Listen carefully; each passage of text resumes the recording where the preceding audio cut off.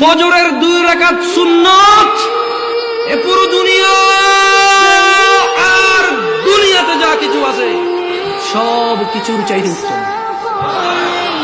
তাহলে যে 2 রাকাত সুন্নত পৃথিবীর চাইতে উত্তম, ওই 2 রাকাতের সুন্নতের পরে যে 2 রাকাত ফরজ রয়েছে, এই ফরজের আল্লাহু আকবার কি দিয়ে মিটাবা? এই ফরজের সামি আল্লাহু লিমান হামিদা কি দিয়ে মিটাবা?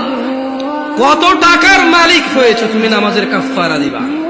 যেখানে সুন্নত 2 রাকাতের মূল্য পুরো পৃথিবীর সমস্ত সম্পদ বিক্রি করে যদি একটা স্বর্ণ কিনা হয়, ওই স্বর্ণকে যদি এক পাল্লা রাখা হয়, আর ফজরের 2 রাকাত সুন্নতকে যদি এক পাল্লা রাখা হয়, ফজরের 2 রাকাত সুন্নত ভারী।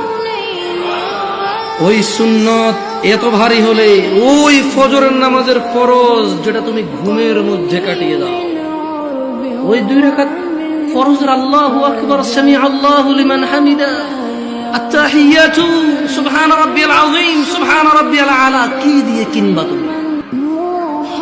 কি কয় টাকার মালিক হয়েছে যে 2 রাকাত সুন্নতই পুরো পৃথিবীর চাইতে উত্তম?